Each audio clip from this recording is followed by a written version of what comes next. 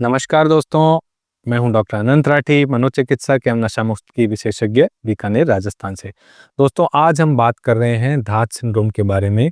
बहुत से बच्चे हैं, खास तौर से 15-16 साल की उम्र से लेके 22-23 साल तक, जो इस समस्या से प्रॉब्लम में हैं और वो शर्म के मारे किसी से इस चीज़ को शेयर नहीं कर पा रहे, अपने आप अकेले में ही चिंतित रह रहे हैं, परेशान रह रहे हैं और हेल्प नहीं उनको मिल पा रही है, रास्ता उनको नहीं मिल पा रहा है कि अगर ऐसी स्थिति उनके साथ हो रही है तो उन्हें क्या करना चाहिए। जी हाँ दोस्तों, ये एक ऐसा विषय है जिसके बारे में हमारे समाज में अभी भी बहुत सी गलत फहमियां मौजूद है। इसके बारे में बात करने में भी शर्म महसूस करते हैं लोग और बहुत सी गलतफहमियों की वजह से इसको नज़रअंदाज भी कर दिया जाता है। लेकिन दोस्तों, ये समझना बेहद ज़रूरी है कि धात सिंड्रोम जो है, यानी वीर्य का निकलना, अपने आप शरीर से वीर्य का निकलना, यह कोई शर्म की बात नहीं है। ये बल्कि एक मेंटल हेल्थ रिलेटेड प्रॉब्लम है, मानसिक स्वास्थ्य की समस्या है, जिसके बारे में जानकारी और जिसका अगर मार्गदर्शन आपके पास सही हो, तो इस प्रॉब्लम्स को सुलझाया जा सकता है, ठीक किया जा सकता है।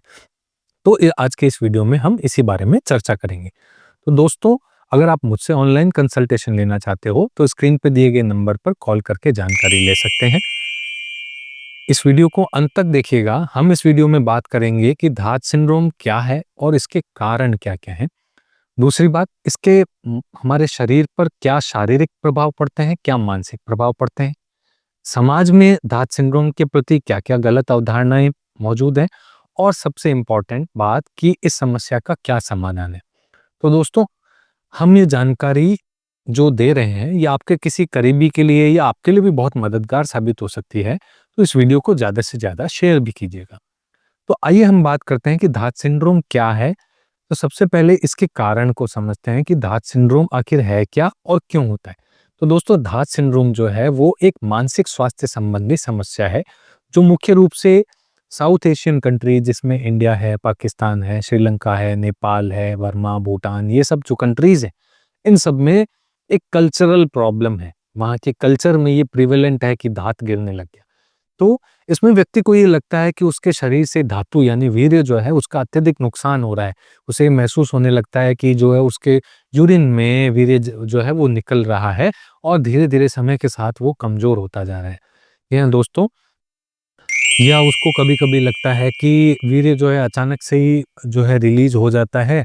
जब भी वो कभी कुछ सेक्सुअल थॉट्स उसके बारे में दिमाग में आता है, तो कुछ चिपचिपा सा लिक्विड उसके जो है पेनिस से बाहर आता है और ये वीर्य है और उसकी वजह से उसको कमज़ोरी महसूस हो रही है। लेकिन सोचने वाली बात ये है दोस्तों कि क्या ये धारणा सच है? दोस्तों, आधुनिक जो चिकित्सा और जो वैज्ञानिक शोध हैं, वो उनके अनुसार यह समस्या अधिकतर मनोवैज्ञानिक होती है, ना कि शारीरिक। इसमें कोई शारीरिक प्रॉब्लम नहीं है कि अगर वीर्य अपने आप निकल रहा है तो ये कोई शारीरिक समस्या नहीं है। तो फिर ये प्रॉब्लम हमें होती है क्योंकि दाँत सिंड्रोम यानी वीर्य निकल रहा है, उसके बाद व्यक्ति बहुत कमज़ोर महसूस करता है, भूख नहीं लगती, किसी काम में मन नहीं लगता, नींद नहीं आती, बहुत स्ट्रेस्ड फ़ील करता है। तो ये क्यों हो रही है? इसका क्या कारण है? तो दोस्तों, इसका सबसे इम्पोर्टेंट जो कारण है वो है गलत जानकारी का होना या गलत अवधारणाओं का होना। हमारे समाज में बहुत सी गलत अवधारणाएँ बैठी है, फैली हुई हैं, बहुत सालों से ये प्रिवेलेंट है कि अगर व्यक्ति का वीर्य का नुकसान हो रहा है, तो वो धीरे-धीरे व्यक्ति कमज़ोर होता जाएगा। ये गलत अवधारणा बहुत पहले टाइम से बैठी है, लेकिन दोस्तों ये बिल्कुल सच नहीं है। दूसरी बात जो एक ये है वो है हमारे समाज में अभी भी यौन शिक्षा की बहुत कमी है। हमारे जो स्कूल हैं उसके सिलेबस में जो सेक्सुअल हेल्थ है उसके बारे में कोई भी बात ही नहीं करता या बहुत कम बात की जाती है। इस बारे में टीचर्स भी बच्चों को नहीं बताते हैं और फिर बच्चों को जब एक एज होती है, उनमें क्यूरियोसिटी होती है इसके बारे में जानने की, तो वो इसके बारे में इंटरनेट से या कुछ ऐसी किताबों से जानकारियाँ प्राप्त करते हैं, जिनमें ये भ्रामक चीज़ें दी हुई होती हैं। कुछ विज्ञापन दिए हुए होते हैं कि अगर आपका वीर्य गिर रहा है या दाँत गिर रहा है या स्वप्न दोष हो रहा है, तो ये भयंकर बीमारी है, आपको ये हो जाएगा, बाद में ये हो जाएगा। आपको उसमें डराया जाता है ताकि आप उनके कुछ न कुछ कोर्सेज़, दवाइयाँ कुछ मँगवा लो। तो इस तरीके से उन्हें गुमराह किया जाता है। तो इस गुमराह जो हो रहे हैं बच्चे, वो क्यों हो रहे हैं? क्योंकि उनको जो है उनके करिकुलम में, उनके पाठ्यक्रम में कभी भी सेक्सुअल हेल्थ के बारे में बताया ही नहीं गया है कि क्या नॉर्मल सेक्सुअलिटी होती है, कैसे जो सीमन बनता है, कितनी क्वांटिटी में बनता है, क्या अगर ये सीमन का लॉस हो तो ये नॉर्मल है या नहीं है। ये चीज़ें नहीं शेयर की जाती, ना तो पेरेंट्स अपने बच्चों से करते हैं, ना टीचर्स अपने बच्चों से करते हैं। तो बच्चे फिर जो है जब उन्हें जानकारी नहीं है तो इधर-उधर से कहीं गलत जानकारियाँ लेकर के और वो दिग्भ्रमित हो जाते हैं। तीसरा जो इम्पोर्टेंट कारण है वो है चिंता और तनाव। जी हाँ दोस्तों, जब उसका उसे लगता है कि लॉस हो रहा है, मेरा तो वीर्य गिरा है, इसका मतलब खून ही गिर रहा है। तो फिर वो एक भयंकर टेंशन के अंदर आ जाता है कि अब उसका शरीर बचेगा नहीं, सारी प्रॉब्लम्स जो है वो शुरू हो गई है और अब उसका कोई भी काम सही नहीं होगा, दुर्भाग्य हो गया है उसके साथ, अब ये वो कैसे ठीक करे, किसको बताए, किसको नहीं बताए, कैसे ठीक होगा? ये सब चीज़ें उसको जो चिंता और तनाव जो होता है वो उसको घेर लेते हैं और फिर ये प्रॉब्लम्स होना शुरू होती है। फिर क्या होता है दोस्तों, वो जो इंटरनेट पे पोर्नोग्राफी देखता है, तो उससे कुछ गलत अपेक्षाएँ पाल लेता है कि उनमें जो गलत जानकारियाँ दी हुई होती है और जो भी पोर्नोग्राफिक कंटेंट होते हैं, वो भी उन युवाओं को गुमराह करते हैं कि अगर दाँत गिर रहा है, तो आप ये दवाइयाँ मँगवा लो, ये कोर्स कर लो, ऐसा हो जाएगा, वैसा हो जाएगा। इस तरह से वो लोग उन बच्चों को गुमराह करके अपने प्रोडक्ट्स बेचने की कोशिश करते हैं। तो ये जो गलत जानकारियाँ हैं, ये भी उन बच्चों के दिमाग में एक भय, एक चिंता पैदा करते हैं। याद रखें दोस्तों, आपका शरीर और आपका मस्तिष्क ये बहुत मजबूत है। वीर्य का नुकसान इतना बड़ा मुद्दा नहीं है, जितना कि इसे बड़ा समझा जाता है। ये धारणाएँ जो है, वो ज़्यादातर गलत धारणाओं पे आधारित है। अब हम बात करते हैं कि मानसिक और शारीरिक प्रभाव क्या पड़ते हैं अगर किसी का सीमन लॉस अपने आप हो रहा है तो, यानी दाँत गिर रहा है या स्वप्न दोष हो रहा है। तो उसके प्रभाव क्या पड़ेंगे हमारे शरीर पर, इसके बारे में हम बात करते हैं। तो जी हाँ दोस्तों, अगर किसी व्यक्ति का दाँत गिर रहा है तो उसको मानसिक और शारीरिक दोनों दुष्प्रभाव हो सकते हैं। डिपेंड करते हैं कि उसके दिमाग में, उसके मन में कैसी धारणाएँ हैं उसके प्रति। अगर कोई व्यक्ति इसको शुरू से मानता है कि नेचुरल फिजियोलॉजिकल फिनोमिना है, वीर्य का गिरना, पुराना वीर्य जो है वो निकल रहा है, नया बन जाएगा, बॉडी अपने आप जो उसको रिसाइकिल कर रही है, तो उसे कोई फ़र्क नहीं पड़ता। लेकिन अगर वो मानता है, उसके दिमाग में गलत अवधारणाएँ हैं कि वीर्य गिरना इसका मतलब बहुत बुरा प्रभाव मेरे शरीर पे होने वाला है, तो फिर इसके दुष्प्रभाव सामने आने लगते हैं। अब इसके क्या मानसिक दुष्प्रभाव होंगे? सबसे पहले तो उसका आत्मविश्वास वो खो देता है। अपने आप को कमज़ोर महसूस करने लग जाता है, अपने आप को असफल महसूस करने लग जाता है। उसे लगता है मैं लाइफ़ में अब कुछ नहीं कर पाऊँगा। अपना सेल्फ कॉन्फिडेंस है वो खोने लगता है। सेकंड जो चीज़ है, चिंता और डिप्रेशन। ये जो समस्याएँ जो है इसको घेर लेती है, बार-बार दिमाग में वही विचार आ रहा है, मेरा वीर्य जो है वो उसका नुकसान हो रहा है, मेरा शरीर कमज़ोर होता जाएगा, मैं लाइफ में कुछ कर पाऊँगा या नहीं कर पाऊँगा, मेरी सेक्सुअल लाइफ कैसी होगी, मैं शादी के बाद पिता बन पाऊँगा या नहीं पता बन पाऊँगा। इस तरह से चिंताएँ उसे चारों तरफ से घेरने लगती है और फिर उसे एक डर-सा लगने लगता है कि पता नहीं उसका फ्यूचर कैसा होगा, पता नहीं उसके साथ लाइफ में आगे क्या होगा, ये बीमारी ठीक होगी या नहीं होगी, कहीं मेरी जान नहीं चली जाए। इस तरह से वो चारों तरफ से आशंकित और भयभीत हो जाता है। तो ये चीज़ें उसका मानसिक दुष्प्रभाव होता है उस चिंता की वजह से। और शारीरिक दुष्प्रभाव क्या होता है कि जब व्यक्ति को लगातार चिंता रह रही है, लगातार डिप्रेशन रह रहा है, तो वो थकान या कमज़ोरी अपने आप ही महसूस करने लगता है। दिमाग जो है उसका कहीं काम में, किसी काम में मन लगता नहीं। स्टूडेंट है, विद्यार्थी है तो पढ़ने में मन नहीं लगता। कोई अगर नौकरी पेशे वाला है या व्यापारी है तो उसका अपने काम में मन नहीं लगता। उसे नींद नहीं आती, उसे चिंता रहती है तो उसको नींद ही नहीं आती। उसको गैस्ट्रिक प्रॉब्लम्स होने लगती है, यानी पेट में गड़बड़ होने लगती है, टेंशन होती है तो पेट में गुड़गुड़ होने लगती है, आवाज़ आने लगती है, भूख नहीं लगती है, कभी दस्त हो जाते हैं, कभी कब्ज़ हो जाती है। इस तरह से उसके पाचन तंत्र पर भी दुष्प्रभाव पड़ता है। लेकिन दोस्तों, ये जो भी शारीरिक दुष्प्रभाव देखने को मिल रहे हैं, उनका कारण, इन दुष्प्रभावों का कारण मानसिक परेशानी ही है। जी हाँ दोस्तों, जो एक गलत अवधारणा जिसकी वजह से उसे स्ट्रेस पैदा हुआ, उसी स्ट्रेस की वजह से ये फिजिकल सिम्पटम्स, उस स्ट्रेस के फिजिकल सिम्पटम्स बॉडी में दिख रहे हैं। तो अगर हम इस समस्या को गहराई से समझें, तो हम ये पाएँगे कि ये समस्या हमारे शारीरिक नहीं है, कि वीर्य निकल रहा है तो ये कोई फिजिकल हेल्थ रिलेटेड प्रॉब्लम नहीं है, बल्कि ये मेंटल हेल्थ रिलेटेड प्रॉब्लम है, क्योंकि हमारे दिमाग में कुछ गलत अवधारणाएँ, कुछ मिथ्स बने हुए हैं।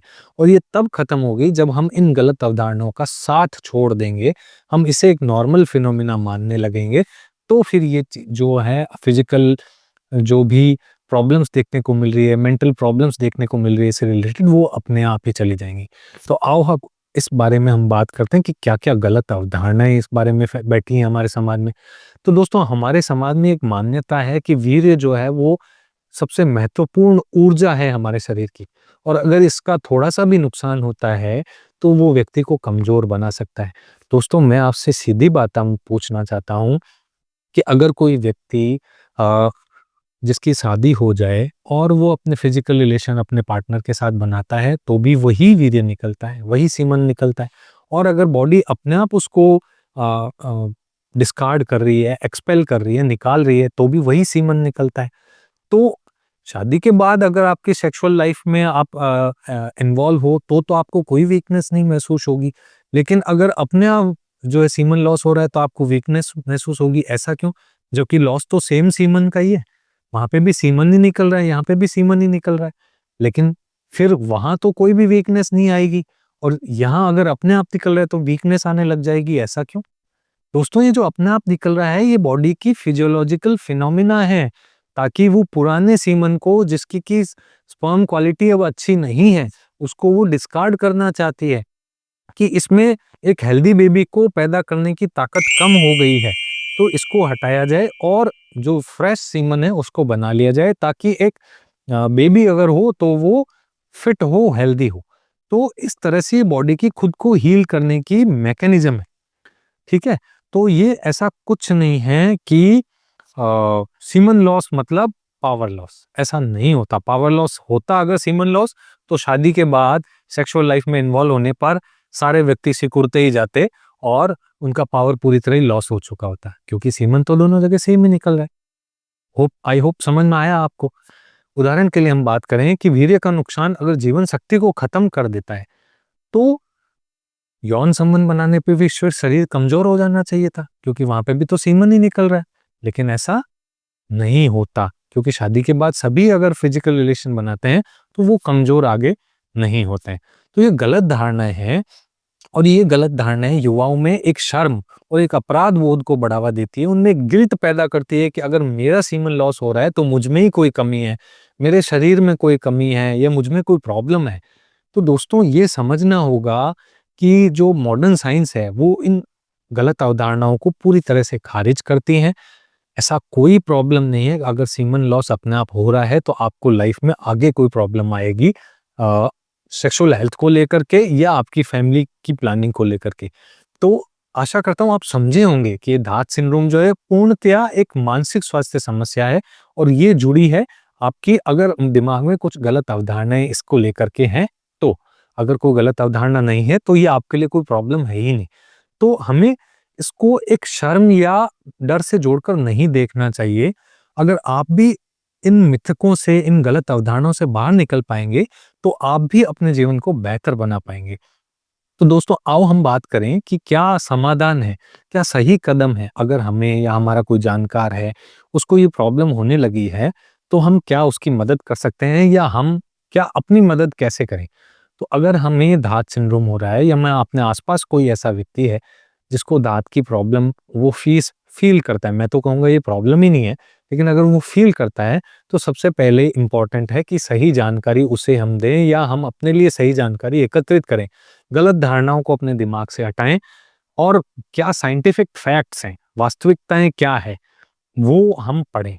हम ये समझें कि वीर्य का अपने आप निकल जाना, ये कोई जो है वो समस्या नहीं है।